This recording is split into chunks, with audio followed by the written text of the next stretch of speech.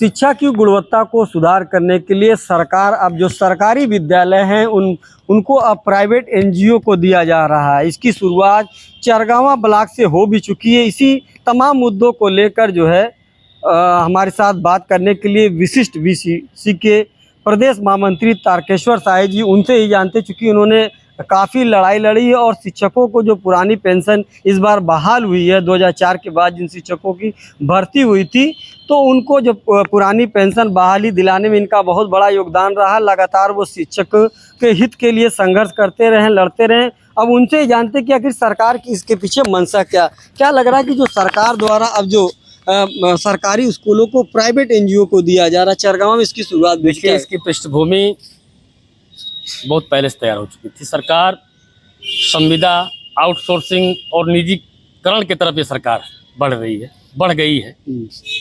तमाम गेल बेचा, भेल बेचा, क्या क्या बेचा सब। इसकी शुरुआत देखिए हुई थी एनजीओ का प्रवेश कराने का हमारे बेसिक शिक्षा में 2018 में प्रयागराज के हर ब्लॉकों में 5-5 विद्यालय चयनित करके एक प्रथम संस्था है एनजीओ जो पीरामल जी की है, जो अंबानी जी के समधी हैं। उस संस्था को प्रयागराज में हर ब्लॉक के 5-5 विद्यालयों को दिया गया था कि इसमें शिक्षा की गुणवत्ता को सुधार करने का काम करें। उनके शिक्षक जिनकी योग्यता का कोई पैमाना नहीं है, हमारे शिक्षक इसलिए नौकरी से बाहर हो गए, शिक्षा मित्र, कि वो टीटी पास नहीं थे।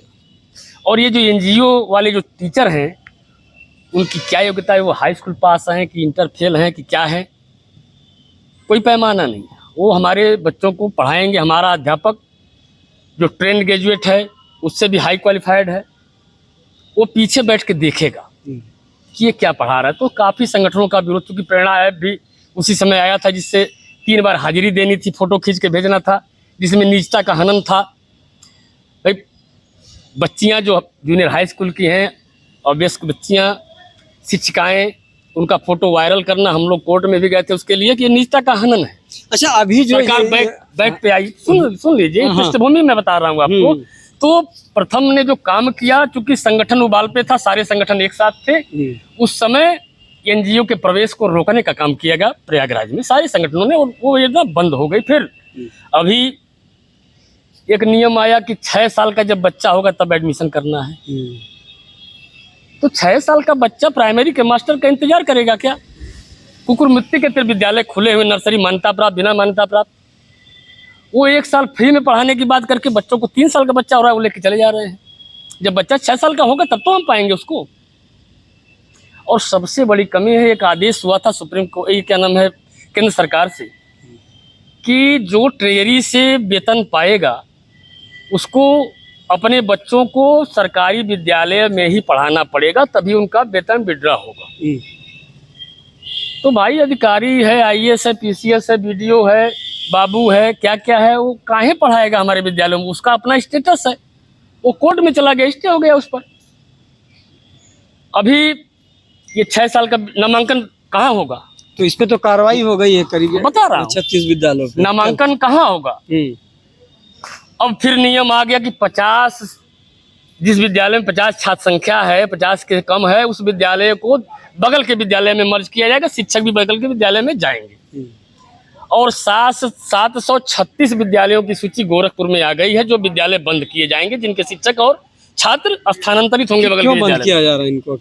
ये कौन विद्यालय है? ये वो विद्यालय है जिनकी छात्र संख्या 50 के नीचे है। जब ये नियम आ गया 6 साल वाला जी, तो बच्चे कहाँ से लाएंगे? बच्चे खोज के बच्चे कहाँ से लाएंगे? फिर ये निजीकरण की तरफ बढ़ता हुआ कदम है। ये गुजरात मॉडल है। किस चीज का विरोध आखिर क्यों? आखिर सरकार तो शिक्षा की गुणवत्ता को सुधार करने की दिशा में प्रतिदिन नए नियम ला रही है कि जो सरकारी विद्यालय हैं क्या वो प्राइवेट विद्यालयों के मुकाबले बेहतर नहीं हो सकते हैं क्या? सरकार, आप लोग की तनख्वाह भी शिक्षकों की ज्यादा होती है। सरकार की योजना जो है वो सरकारी विद्यालयों को बंद करने की योजना है, वही गुजरात मॉडल है। गुजरात मॉडल का प्रयोग उत्तर प्रदेश में प्रारंभ हो चुका है, जिसका पुरजोर विरोध हमारा संगठन विशिष्ट बीटीसी शिक्षक संघ कर रहा है। अभी जिले मुख्यमंत्री के कॉन्स्टिट्यूंसी में चरगावा ब्लॉक है, उस ब्लॉक को एक LLF जो अशोका लीलैंड का वो एनजीओ है, उद्योगपतियों का एनजीओ होता है, उस एनजीओ को पूरा ब्लॉक दे दिया गया।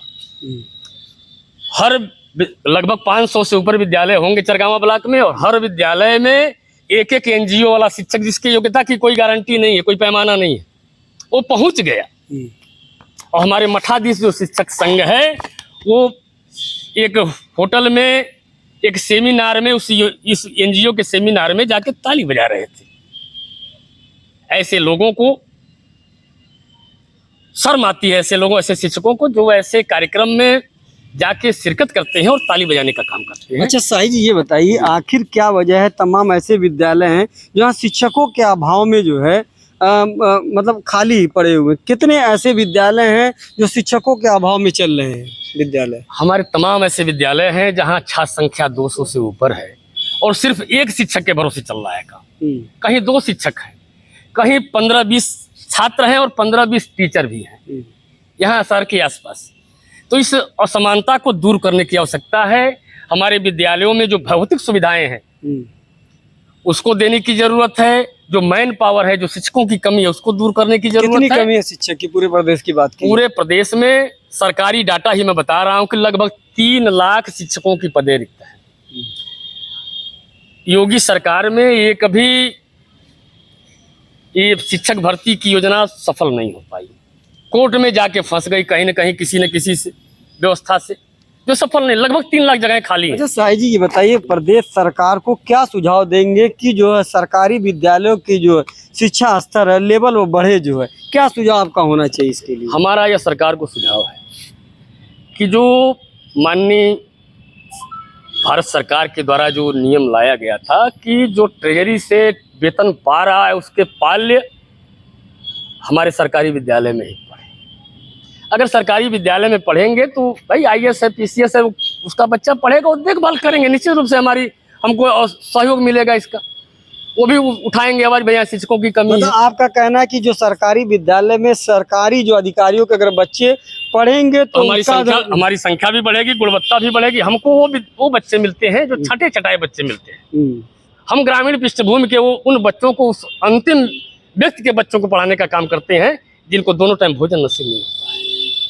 हम ऐसे बच्चों को लाने का काम करते हैं। हमारे विद्यालयों में भोजन भी फ्री मिलता है, ड्रेस भी मिलता है, जूता मोजा मिलता है, छात्रवृत्ति मिलती है। उसके बावजूद लोगों का थोड़ा भी जिसका हाथ पैर चलता है वो अपने आत्मस्वाभिमान में, जो झूठा आत्मस्वाभिमान है, प्राइमरी विद्यालयों में भेजना पसंद नहीं करता है। उसका स्टेटस गिर जाएगा उससे। तो पढ़ाई का लेवल अगर बेहतर होगा तो क्यों नहीं? अभी दिल्ली आप चले जाइए, दिल्ली में लोग सरकारी विद्यालय में एडमिशन के लिए मारे, आखिर यूपी में आते वो नियम क्यों बदल जाए? अभी जब सतीश चंद्र द्विवेदी जी मंत्री थे बेसिक शिक्षा के, तो एक बयान दिए थे, एक पोस्ट आया था, हमने उस पर बयान भी दिया था, उस पर हमारे पर कार्रवाई भी हुई थी। एक पोस्ट आया था कि दिल्ली के जो शिक्षा मंत्री मनीष सिसोदिया जी थे उस समय, उनका एक वाइट था कि हम दिल्ली के विद्यालयों को बेहतर बना रहे हैं, शिक्षकों को सम्मानित करने का काम कर रहे हैं और शिक्षकों को प्रोत्साहित करके हम विद्यालयों को बेहतर बनाएं और प्राइवेट विद्यालयों के बच्चे भी हमारे सरकारी विद्यालय में आ रहे हैं। एक वाइट उनका था। एक वाइट सतीश चंद्र द्विवेदी जी का था, जो मान्यता प्राप्त विद्यालय के मंच से जाके वो वाइट दिए थे, उसको पुष्पित पल्लित करना चाहते थे, जो प्राइवेट विद्यालय था। वहां से कहते जो शिक्षक 3 दिन तक लगातार विद्यालय नहीं जाएगा उसको बर्खास्त किया जाए। तो हमने बयान दिया था कि हमारे मंत्री जी सरस्वती विहीन है, इनको कानून का ज्ञान नहीं है। किस कानून के किताब में लिखा कि 3 दिन तक जो नहीं जाएगा उसको बर्खास्त कर दिया जाएगा? कार्रवाई हो सकती है, उसका वेतन रोका जा सकता है, उससे कारण बताओ नोटिस दिया जा सकता है, लेकिन उनको ज्ञान नहीं था। हमने ये बयान दिया था, हमारे पर कार्रवाई भी हुई थी। उसके गुणवत्ता के सुधार पे क्या होना चाहिए? आखिर क्यों नहीं बदल रहा है? ये उत्तर प्रदेश की तस्वीर शिक्षा के क्षेत्र में। उत्तर प्रदेश बदलेगा, उत्तर प्रदेश लगातार बदल रहा है जी, विकास हो रहा है, बदलेगा, लेकिन शिक्षा का लेवल नहीं बढ़ रहा। क्यों? शासन की जो मंशा है वो साफ नहीं है।